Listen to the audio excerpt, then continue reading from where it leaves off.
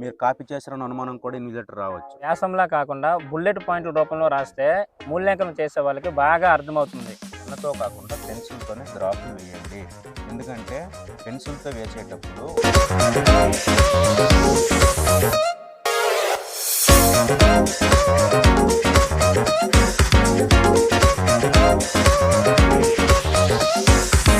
Hi friends, అందరికీ నమస్కారం. Welcome to హైన్కి ఎడ్యుకేషన్.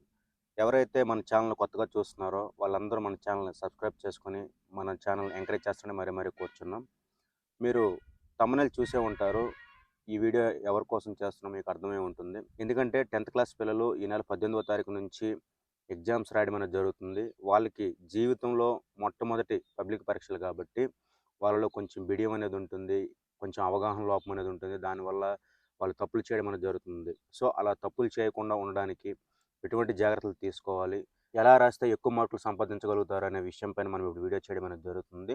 అయితే ఇదివరకే వాళ్ళకి స్కూల్లో జరిగిన ఎగ్జామ్స్ వల్ల కొంచెం అనుభవం అనేది వచ్చి ఉంటుంది. ఎందుకంటే ఇప్పటికే ప్రీ ఫైనల్స్ అయిపోయి ఉంటాయి కాబట్టి ఆ ప్రీ ఫైనల్స్ రాయడం వల్ల ఏ ఎగ్జామ్ని ఏ విధంగా అటెంప్ట్ చేయాలి, ఏ ఎగ్జామ్ రాసేటప్పుడు ఎటువంటి జాగ్రత్తలు తీసుకోవాలన్న అంశాల పట్ల వాళ్ళ ఉపాధ్యాయులు కూడా వాళ్ళకి కొంచెం తర్ఫీదునిచ్చి ఉంటారు. అయితే ఇంకా వాళ్ళలో కొంచెం భయం అనేది ఉంటుంటుంది కాబట్టి ఎలా అయితే ఆ భయాన్ని మనం అధిగమించవచ్చు, ఎలా అయితే ఎగ్జామ్స్ని మనం బాగా రాయొచ్చు, ఎలా అయితే మనం ఆ ఎగ్జామ్స్లో ఎక్కువ మార్కులు సంపాదించవచ్చు అన్న విషయాలపైన మనకి ఇప్పుడు డిస్కస్ చేసుకుందాం. మనతో పాటు ఈ విషయాలు షేర్ చేసుకోవడానికి మన సహోపాధ్యాయులు కూడా మనతో పాటు ఉన్నారు. సో ఏ సబ్జెక్ట్లో ఎటువంటి జాగ్రత్తలు తీసుకోవాలనేది మనం ఇప్పుడు డిస్కస్ చేసుకుందాం. లేట్ చేయకుండా వీడియోలోకి వెళ్ళిపోదాం.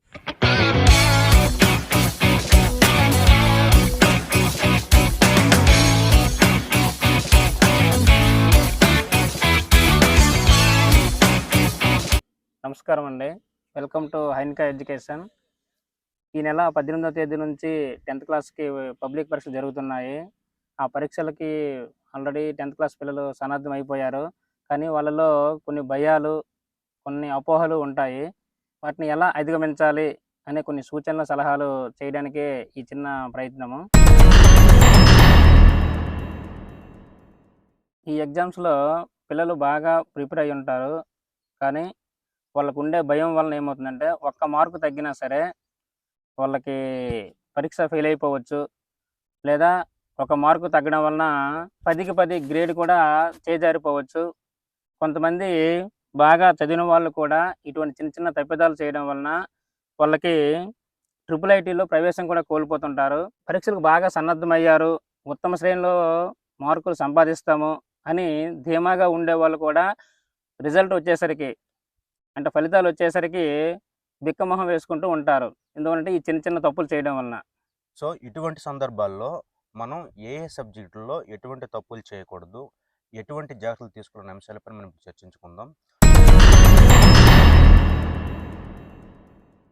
ఫస్ట్ గణితం మనం చూసుకుంటే, గణితంలో ప్రధానంగా మనం చేసే తప్పులు ఏంటంటే గ్రాఫ్లకు వచ్చేసరికి ఏంటంటే చాలామంది ఏముందులే అని బద్ధకంతోనో, లేకపోతే ఏముందులే ఏంటంటే టైం అయిపోతుందనో ఉద్దేశంతో ఏం చేస్తారంటే పెన్నుతో గీసేస్తుంటారు అనమాట. పెన్నుతో కాకుండా పెన్సిల్తోనే గ్రాఫ్లు వేయండి. ఎందుకంటే పెన్సిల్తో వేసేటప్పుడు ఒకవేళ ఎక్కడ తప్పు జరిగినా కూడా మనం కరెక్షన్ చేసుకోవడానికి ఈజీగా ఉంటుంది. గ్రాఫ్ అనేది కరెక్ట్గా వస్తుంది కాబట్టి ఖచ్చితంగా గ్రాఫ్ అనేది పెన్సిల్తో వేయండి. నెక్స్ట్ ఏంటంటే ప్రాబ్లమ్స్ ఏవైతే ఉన్నాయో ప్రాబ్లమ్స్ చేసేటప్పుడు చివరికి ప్రమాణాలు అంటే యూనిట్స్ అనేవి ఖచ్చితంగా వేయాలి. అంటే సెంటీమీటర్స్ లేకపోతే స్క్వేర్ సిఎం ప్రమాణాలు ఖచ్చితంగా వేయాలి. ఇవి వేస్తేనే మీకు మ్యాథ్స్లో ఎక్కువ మార్కులు సంపాదించుకోవడానికి వీలుంటుందన్నమాట. నెక్స్ట్ సోషల్కి వచ్చేసరికి, సోషల్లో మీరేంటంటే ఏదైతే మనం కంఠస్థ పెట్టేస్తామో ఆ క్వశ్చన్కి సంబంధించి మేము కంఠస్థ పెట్టి రాస్తాం అనే దానికి కాకుండా విషయ అవగాహన చేసుకోండి. అంటే ఆ యొక్క ఒకవేళ ఏదైనా కాన్సెప్ట్ ఉందనుకోండి, ఆ యొక్క కాన్సెప్ట్ ఏంటంటే విషయ అవగాహన అంటే దాని పట్ల పూర్తి అండర్స్టాండింగ్ చేసుకొని సమకాలీన అంశాలు అంటే ఇప్పుడు మన జీవితంలో జరిగే అంశాలు కూడా రాసేటప్పుడు ఏంటంటే మీరు ఎక్కువ మార్కులు అంటే దిద్దే వాళ్ళకి మీ మీద ఇంప్రెషన్ పెరిగి మీకు మార్కులు ఎక్కువ రావడానికి అవకాశం అనేది ఉంటుంది అనమాట. అంటే మోస పద్ధతిలో కాకుండా, అంటే పాత అంశాలే మనం చదివిన అంశాలే కాకుండా మీ అనుభవాలు కూడా రాసేటప్పుడు సోషల్లో ఎక్కువ మార్కులు మీరు సంపాదించుకోగలుగుతారు అనమాట. తర్వాత లాంగ్వేజెస్ అయినా ఇంగ్లీషు, హిందీ, తెలుగు ఇవి లాంగ్వేజెస్ కాబట్టి వీటిల్లో వ్యాకరణ అంశాలు చక్కగా చూసుకోవాలి. అలాగే అక్షర దోషాలు లేకుండా నీట్గా రాయగలగాలి. అదేవిధంగా భౌతిక శాస్త్రంలో ప్రాబ్లమ్స్ వచ్చేటప్పుడు ఆ ప్రాబ్లమ్స్‌ని సాల్వ్ చేస్తారు. చివరిలో వచ్చిన వాటికి ప్రమాణాలు అంటే చదరపు సెంటీమీటర్లు గానీ, లేదంటే జౌల్స్ గానీ, వాట్స్ గానీ ఇలా ఇటువంటి ప్రమాణాలు కూడా మనము ఆడ చూపించాల. లేదంటే ఆ విధంగా కూడా మార్కులు కట్ చేస్తుంటారు. జీవశాస్త్రంలో సమాధానం రాసేటప్పుడు ఆ సమాధానానికి అనుగుణంగా ఉండే బొమ్మలను కూడా పెన్సిల్‌తోనే గీయాలి. అంతేగాని పెన్నుతో గానీ, స్కెచ్ పెన్నులతో గానీ గీయకూడదు. తప్పకుండా మీరు ఖచ్చితంగా బొమ్మలనేవి వేయాలి. ఎందుకంటే ఇప్పుడు సపోజ్ జీర్ణ వ్యవస్థ అనే కాన్సెప్ట్ ఉందనుకోండి. అంటే డైజెస్టివ్ సిస్టమ్ మీద మీకు ఏదైనా ఎస్సే వచ్చిందనుకోండి. ఖచ్చితంగా ఆ జీర్ణ వ్యవస్థ డయాగ్రామ్ మీరు వేసి, ఖచ్చితంగా భాగాలు గుర్తించి, మీరు దానికి సంబంధించిన వ్యాసం రాసేటప్పుడు మీకు ఖచ్చితంగా దానికి ఫుల్ మార్క్స్ పడే అవకాశం ఉందన్నమాట. మీరేదో ఓన్లీ ఎస్సే రాసేసి దానికి డయాగ్రామ్ వేయలేదనుకోండి, మీకు మార్క్స్ తగ్గిపోయే అవకాశం ఉంది కాబట్టి ఖచ్చితంగా డయాగ్రామ్స్ కూడా ప్రాక్టీస్ చేయండి. ఆ యొక్క భాగాలు ఎక్కడ ఏమేమి ఉన్నాయో కూడా ఖచ్చితంగా మీరు ప్రాక్టీస్ చేయాల్సిన అవసరం అయితే ఉందన్నమాట. అన్ని పరీక్షల్లో కూడా మీకు తెలిసిన సమాధానాల్ని ముందుగా రాయాలి. అదేవిధంగా మీకిచ్చిన ఆన్సర్ బుక్‌లెట్‌లో ఎడమ వైపున 2 సెంటీమీటర్ల నుంచి 2.5 సెంటీమీటర్ల వరకు మార్జిన్ గీసుకోవాలి. ఎందుకంటే ఎవాల్యుయేషన్ చేసేటప్పుడు వాళ్ళు మార్కులేసేదానికి అక్కడ మనకు స్పేస్ ఇవ్వాలి కాబట్టి. లేదనుకోండి ఆడ మార్జిన్ ఇవ్వలేకపోతే ఏమవుతుందంటే, ఆ మార్కులు మీరు రాసిన దగ్గర వేస్తారు. కొన్నిసార్లు లెక్క పెట్టేటప్పుడు ఆ మార్కులు కనిపించకపోవచ్చు. ఆ విధంగా కూడా మార్కులు తగ్గిపోయే అవకాశం ఉంది. కాబట్టి ముందుగా బాగా తెలిసిన సమాధానాల్ని ఆ మార్జిన్‌లో ఆ ప్రశ్న యొక్క నంబర్ వేసి దాని సమాధానాలు రాయాలి.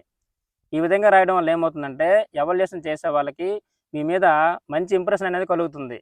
ఈ అబ్బాయి బాగా రాయగలిగాడు, ఈ అమ్మాయి లేదా బాగా రాయగలిగింది అనే ఉద్దేశంతో అతనికి మీ మీద మంచి ఇంప్రెషన్ కలుగుతుంది. మార్కులు బాగా వేసేదానికి అవకాశం ఉంటుంది. ఇంకో విషయం ఏంటంటే ఎప్పుడు కూడా ఎగ్జామ్ రాసేటప్పుడు ఎట్టి పరిస్థితుల్లో మీరు రెడ్ ఇంక్ అనేది యూజ్ చేయకండి.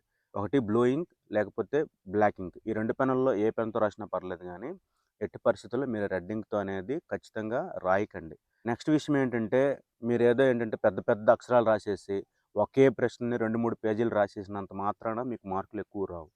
విషయాన్ని ఒక పేజీలో రాసినా కూడా విషయాన్ని పదాలను విడదీస్తూ నీట్‌గా రాస్తూ విషయాన్ని ఎక్కువ రాసేటట్లు చూడండి తప్ప, మీరు విషయం తక్కువుండి, అదేంటంటే ఒక పేజీలో రావాల్సింది 2, 3 పేజీలు మీరు రాసినంత మాత్రాన మార్కులు ఎక్కువ పడవు. అటువంటి తప్పులనేవి చేయకండి. పెద్ద పెద్ద అక్షరాలు రాసేసి, మా యొక్క ప్రశ్న అనేది ఎక్కువ పేజీలు రావాలనే ఉద్దేశం మీలో పెట్టుకోకండి. అంటే మీకు ఆ ప్రశ్న పైన అవగాహన తక్కువుండి, మీకు వచ్చే మ్యాటర్ తక్కువున్నా కూడా నీట్‌గా అటెంప్ట్ చేయండి. మరీ చిన్న అక్షరాలు కాకుండా, మరీ పెద్ద అక్షరాలు కాకుండా మిడిల్ సైజ్ అక్షరాలు మెయింటైన్ చేస్తూ, ఒక పేజ్ వచ్చినా పర్లేదు గానీ క్లియర్‌గా రాయండి. నీట్‌గా రాయండి. సమాధానాలనేవి ఒక వ్యాసంలా కాకుండా బుల్లెట్ పాయింట్ల రూపంలో రాస్తే మూల్యాంకనం చేసే వాళ్ళకి బాగా అర్థమవుతుంది. బాగా అర్థమయ్యి మీకు మూల్యాంకనానికి వాళ్ళకి కూడా ఈజీగా ఉంటుంది. అదే ఒక వ్యాసంలో రాస్తే ఏమవుతుందంటే, వాళ్ళకి ఒక అవగాహన వస్తుందనమాట. ఇతను ఏమి రాయలేదు, లేదా ఇతను బాగా రాయలేదు అనేసి ఆ ఉద్దేశంతో ఉంటారు. కానీ మూల్యాంకనం చేసే వాళ్ళకి బాగా అవగాహన అర్థం అవ్వాలంటే, మనం బుల్లెట్ పాయింట్ల రూపంలో రాస్తే సమాధానాలు బాగుంటుంది. ఒక పేజీకి పెద్ద పెద్ద అక్షరాలతో కాకుండా 20-25 లైన్‌లు వచ్చే విధంగా నీట్‌గా రాసుకుంటే బాగుంటుంది. ఆ రాసింది కూడా బుల్లెట్ పాయింట్ల రూపంలో రాస్తే ఇంకా బాగా అర్థమవుతుంది. బిట్ పేపర్ రాసేటప్పుడు కూడా మీరు ఖచ్చితంగా జాగ్రత్తలు పాటించాలి. కొంతమంది ఏం చేస్తుంటారంటే, గాబర్‌లో ఏదో ఒకటి రాసేసి, దాన్ని మళ్ళీ దిద్దేసి, దాన్ని కొట్టేసి, చివరిలో మళ్ళీ తెలిసిన ఆన్సర్ రాయడం, అలా చేయకుండా ఖచ్చితంగా ఆన్సర్ తెలుసంటేనే ఆ బిట్‌ని అటెంప్ట్ చేయండి ఫస్టు. లేదంటే ఆలోచించండి. ఆలోచించి ఓకే. ఈ బిట్ ఆన్సర్ ఇదని తెలిసినాక అప్పుడు ఆ ఆప్షన్ అనేది మీరు బ్రాకెట్‌లో రాయండి. అంతేగాని కొట్టి కొట్టి రాయడం, ఇలా రాయడం వల్ల ఏమవుద్దంటే మీరు కాపీ చేశారన్న అనుమానం కూడా ఇన్విజిలేటర్ రావచ్చు. అలా కొట్టకుండా బాగా ఆలోచించి ఈ బిట్ ఆన్సర్ ఇదే అని అనిపించినప్పుడు మాత్రమే ఆ బిట్ ఆన్సర్ అనేది మీరు బ్రాకెట్‌లో రాయండి. ఇంకో విషయం ఏంటంటే ఎక్కువ మంది విద్యార్థులు చేసే తప్పులేంటంటే ఎగ్జామ్ పేపర్ ఇవ్వగానే ఏం చదవకుండా క్వెషన్ నంబర్ ఓకే. ఈ క్వెషనా అని రాసేస్తుంటారనమాట. అంటే ఎగ్జామ్ పేపర్ ఇచ్చిన 5 నిమిషాలకే ఎగ్జామ్ స్టార్ట్ చేసి రాసేస్తూ ఉంటారనమాట. అలా కాకుండా మీకు 15 నిమిషాలు కేవలం ఎగ్జామ్ పేపర్ చదవడానికే కేటాయించబడిందనమాట. సో, అలా ఎగ్జామ్ పేపర్ పూర్తిగా క్వెషన్ పేపర్ ఏంటంటే మీరు పూర్తిగా చదవండి ఇచ్చిన తర్వాత.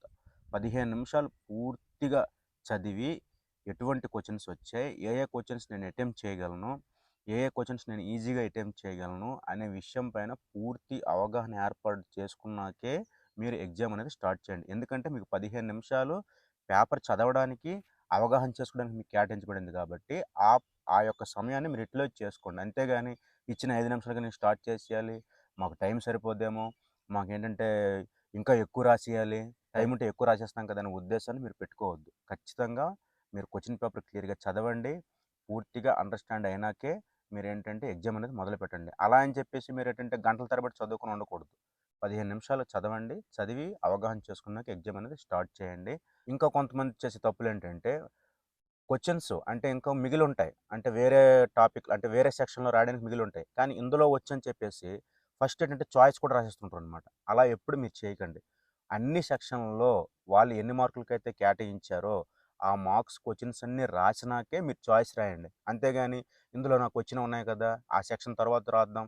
ఫస్ట్ ఏంటంటే ఇందులో చాయిస్ కూడా మనం కంప్లీట్ చేసేద్దామనే ఉద్దేశం పెట్టుకోకుండా అన్ని సెక్షన్‌లలో అన్ని క్వెషన్స్ ఆన్సర్స్ కంప్లీట్ చేసిన తర్వాత అప్పటికి మీకు వచ్చుంటే టైం అనేది మిగిలుంటే అప్పుడు చాయిస్ రాయండి తప్ప ముందు చాయిస్ అనేది రాయొద్దు.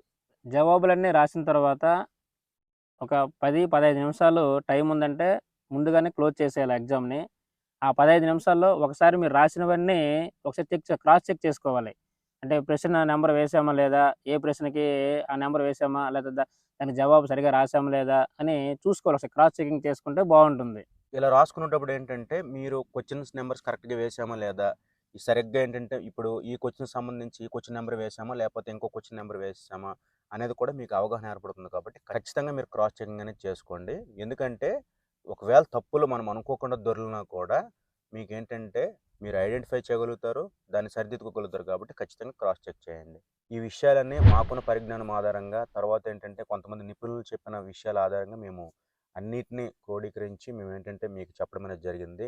ఖచ్చితంగా ఈ విషయాలన్నీ మీరు అవగాహన చేసుకొని, ఈ విషయాలన్నీ దృష్టిలో పెట్టుకొని, ఏమాత్రం భయపడకుండా, ఏమాత్రం టెన్షన్ పడకుండా, ఏదైతే చదివారో మీరు ఖచ్చితంగా అది మీరు అటెంప్ట్ చేయండి. మంచి మార్కులు సంపాదించగలుగుతారు. ఇవేంటంటే ఏ ఏ సబ్జెక్ట్‌లో మేమేవైతే విషయాలు చెప్పున్నామో, ఆ తప్పులు మీరు చేయకుండా ఉండి, మీకు వచ్చింది అంటే మీరు చదివింది బాగా రాయగలిగితే ఖచ్చితంగా మీరు 10థ్ క్లాస్‌లో మంచి మార్కులు సంపాదించి ఉత్తీర్ణులవుతారు. కాబట్టి ఏంటంటే అలా టెన్షన్ పడకుండా, భయపడకుండా రాయండి. ఎగ్జామ్స్ అనేవి ప్రీ ఫైనల్స్‌లో ఎలాగైతే రాసారో, పబ్లిక్ ఎగ్జామ్స్ కూడా అలాగే రాయండి. ఇంకా అంతకంటే బాగా రాయడానికి కూడా ప్రయత్నించండి. బాగా చదవండి.